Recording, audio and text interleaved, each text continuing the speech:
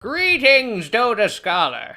Hey everybody, I'm Reaves, and today on Counter Tactics, we're going to be talking about Arc Warden, because screw that hero. Well, we'll just give him all the good abilities, and hey, how about he can clone himself? That'll be fun for everybody. There'll be two of them running around the map, and Necronomicons everywhere. And we'll give him a spell that basically makes towers immune. Everything's going to be fine. It won't ruin the game. Arc Warden is a ranged carry and nuker. He has a single target slow that damages over time, a sentry type spell that'll damage one enemy when walked over, and an area of effect buff that gives attack speed and evasion. His ultimate, Tempest Double, makes an exact clone of himself. This is not an illusion, it's an exact hero replica, meaning it can use most inventory items on a separate cooldown. Common itemization for Arc Warden is Hand of Midas, followed by damage and pushing items. Because there's two of them, and they're jerks. I'll keep to the script. So, here are some tips when facing off against Arc Warden.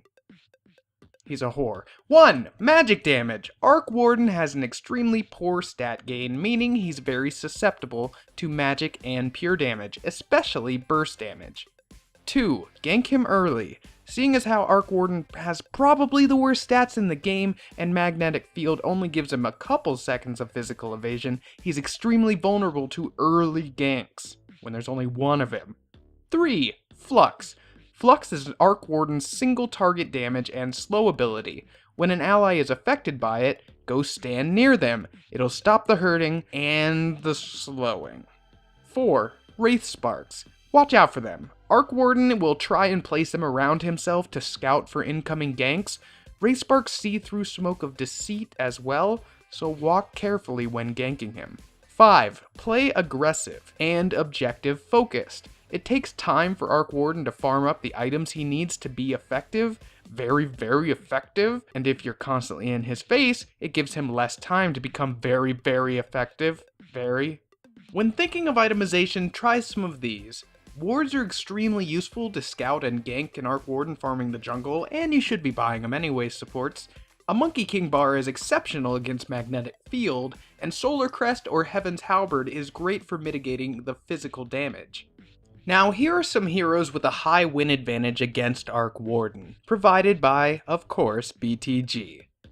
1. Phantom Lancer. Great for dishing out damage, Monkey King Bar being a common item to pick up against him, and being close to his illusions will nullify Flux's effects. Note that Necronomicon is a common... We talked about this. He's gonna get that. Use your illusions to soak the on-death damage from the Necro Warrior, because it hurts a lot and there's two of them. Second, we have Lone Druid. Similar to Phantom Lancer, a multi-unit hero can help in dominating against an Arc Warden for obvious reasons, like keeping the lane creeps pushed out with your Spirit Bear, hopefully you have a Radiance, or so just Arc Warden can't split push you. It's like having an extra hero, but it's a bear, and it doesn't talk English, but a lot of your teammates probably don't either. And last but not least, the bane of mages, not bane, Anti-mage. Anti-mage. Once your Battle Fury is acquired, you're a great counter to keep lanes pushed out, and a Monkey King bar is never a terrible item pickup.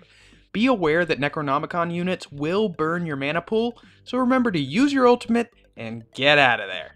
As always, thanks for doing the ears and eyes thing. Remember, these are just some tips. Experience comes from positive team play and not AFKing in the fountain because you're upset about the hero that did the thing and yada yada yada, and it's the 4th time you played against Arc Warden in a row and you just can't handle it anymore. You know. If you enjoyed this video, let us know in the comments. You can learn more about BTG on Facebook, Twitter, and Becomethegamer.com. And maybe if you want to see more of me, you can click down there in the description as well. It'll lead you to all my fun, tasty things. Not in a weird way, just like more internet stuffs. Until next time, Dota Scholars, and there will be a next time. Until I figure out how to clone myself and ruin Dota. I'm just kidding. Bye.